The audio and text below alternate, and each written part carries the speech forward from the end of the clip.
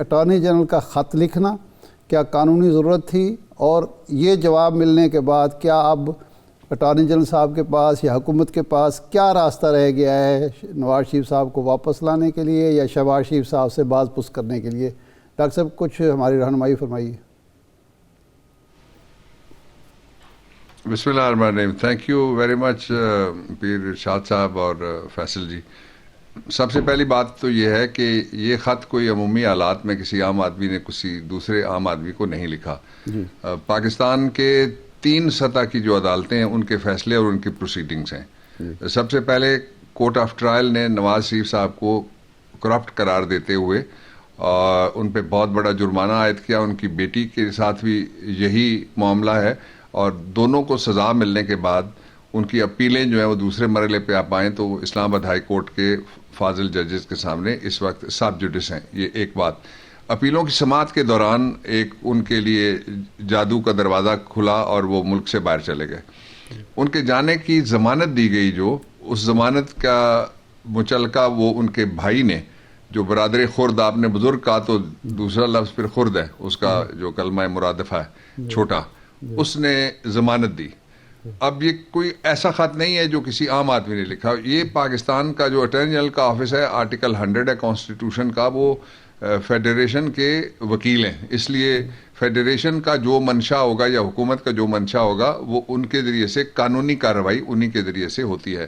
میں آپ کو مثال دیتا ہوں اس کی، کہ جو پاکستان کی فیڈریشن ہے اس کو جب بھی فریق بنایا جاتا ہے تو اس میں کون جا کے پیش ہوتا ہے؟ فیڈریشن کا ایک وزیر ہو یا دوسرا کوئی عہدیدار ہو یا کوئی صدر ہو یا کوئی وزیر اعظم ہو یا کوئی اور اس کا ادارہ ہو، تو وہ ظاہر اٹارنی جنرل آفس اس کو ڈیل کرتا ہے۔ ہائی پروفائل کیسز ہوں تو وہ خود ڈیل کرتے ہیں، باقی کیسز میں وہ نامینیٹ کرتے ہیں اپنے ایڈیشنل اٹارنی جنرل اور deputy attorney general, assistant attorney general, 3 tears ہیں، ان میں سے نامینیٹ کسی کو کیا جاتا ہے۔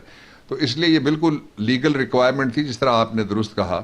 دوسرا یہ پہلو تھا، اور اس کا تیسرا پہلو یہ کہ پاکستان کی سپریم کورٹ نے نواز شریف صاحب کو تاحیات نااہل قرار دیا ہوا ہے، اور اس کے سلسلے میں ایک پٹیشن، ایک کولیٹرل جو گئی تھی، وہ پٹیشن بھی ریٹرن ہو گئی ہے۔ اور اس کی ریٹرن ہونے کی جو گراؤنڈ ہے بیسکلی وہ یہ ہے کہ ایک تو جو ایمپٹی ایریا نہیں ہے، اس کے اندر ججمنٹ موجود ہے سپریم کورٹ آف پاکستان کی، اور ججمنٹ جو بلوچ کے کیس میں، اس میں وکیل تھا پٹیشنر کی طرف سے، بلوچستان کا مقدمہ تھا، اور یہی جو فاضل چیف جسٹس ہیں اب آج جنہوں نے اوتھ لیا ہے، ان کی آتھر کی ہوئی وہ ججمنٹ ہے۔ تو اس لیے ججمنٹ تھی، اس کے بعد ریویو میں یہ گئے، نواز شریف بھی گئے، باقی لوگ جو تھے متاثرین وہ بھی گئے، اور وہ سارے ریویوز جو ہے وہ بھی خارج ہو گئے۔ تو اب یہ کس طرح سے ہو سکتا ہے کہ ریویو خارج ہونے کے بعد اسی موضوع کے اوپر سیکنڈ پٹیشن لائی نہیں کرتی؟ اس کو چونکہ سی پی سی اپلیکیبل ہوتی ہے سپریم کورٹ میں بھی، فیڈرل شریعت کورٹ میں بھی، 5 ہائی کورٹس میں بھی، ضابطہ دیوانی، اس لیے اس کے اندر ایک کانسیپٹ جس کو کہتے ہیں ریس جوڈیکاٹا، کہ جب ایک دفعہ فائنل ڈیسیشن آ جائے کسی معاملے کے اوپر تو اس کو دوبارہ نہیں چھیڑا جا سکتا، ورنہ تو ہر آدمی جس کے 100 ملازم ہیں وہ 100 پٹیشنیں دائر کروا دے گا۔ اچھا، اس کا تیسرا پہلو جو آپ نے کہا وہ بہت اخلاقی اور سیاسی طور پہ اور قومی طور پہ بہت اہم ہے، کہ ایک ایسا شخص جو یہ کہہ کے گیا باہر، اس کی بیٹی کو اسی گراؤنڈ پہ ضمانت ملی کہ میرے ابا کی دوسری جو میری بہن ہے وہ اور کوئی خاندان کا فرد اس طرح سے خیال نہیں رکھ سکتا جیسا میں رکھ سکتی ہوں۔ ان کو تو چاہیے تھا جب یہ گراؤنڈ ختم ہوگی تو جا کے وہ سرنڈر کرتی ہیں اور اپنی بقیہ جیل کاٹتی ہیں۔ انہوں نے سیاست بازی کی، قومی اداروں کے اوپر حملے کیے، اور اپنی مرضی کی انہوں نے ڈیفینیشن ایک جمہوریت کی وہ انٹروڈیوس کرانے کی کوشش کی۔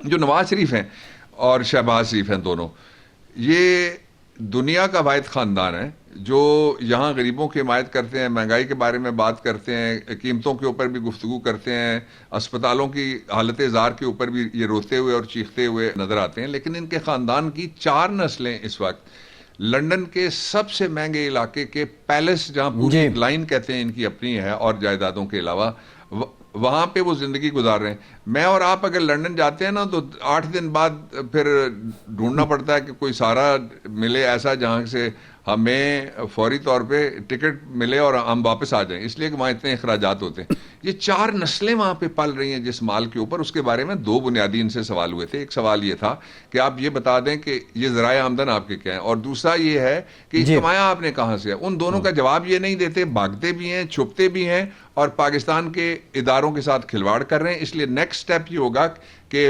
عدالت میں ان کی ان کے خلاف بھی کارروائی کے لیے جائے گی گورنمنٹ, اور نواز شریف کی فوری واپسی کے لیے بھی گورنمنٹ جی اور اقدامات اٹھائے گی. ڈاکٹر صاحب ایک بات یہ جو آپ نے فرمایا نا کہ جس کیس کی ریویو پٹیشن بھی خارج ہو جائے اس کے بعد اس کو دوبارہ اٹھایا نہیں جا سکتا, آپ ماضی میں جناب ذوالفقار علی بھٹو صاحب کے کیس کے حوالے سے آپ نے سپریم کورٹ سے رجوع کیا تھا, حالانکہ وہ بھی ایک کیس کلوز ہو چکا تھا, اس کا اور اس کیس میں کوئی مماثلت بنتی ہے کہ ریویو پٹیشن خارج ہونے کے بعد جایا جا سکتا ہے؟ دوسری بات جو شہباز شریف صاحب کے حوالے سے ہے, قانون دان یہ کہتے ہیں کہ ضامن کو آپ کوئی نہ سزا دلوا سکتے ہیں نہ ضامن سے کسی قسم کی باز پرس ہو سکتی ہے, سوائے اس کے کہ اگر اس نے کوئی مچلکے کے ساتھ کوئی جائیداد جمع کرائی ہو تو اس کے حوالے سے کوئی فیصلہ ہو سکتا ہے.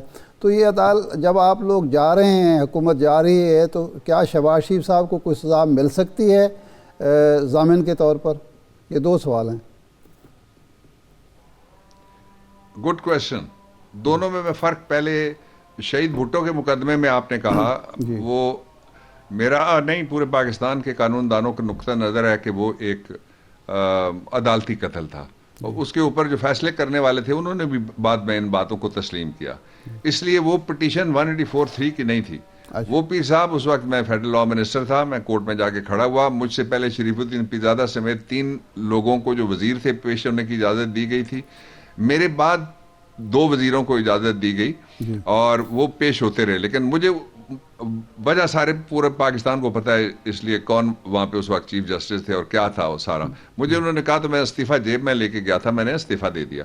وہ ایک ریفرنس ہے جو پینڈنگ ہے, آرٹیکل 186 کے نیچے صدر پاکستان نے وہ دائر کیا ہوا ہے, اس کے اندر اوپینین مانگی گئی ہے کہ آپ بتائیے کہ یہ سوال ہے, اس کا آپ جواب دے دیں. اوپینین کا جواب نیگیٹو میں بھی آ سکتا تھا اور اوپینین کا جواب پازیٹیو میں افرمیٹیو جواب بھی آ سکتا تھا, لیکن بڑی بدقسمتی کی بات یہ ہے کہ اس کا بھی ابھی تک فیصلہ نہیں ہوا.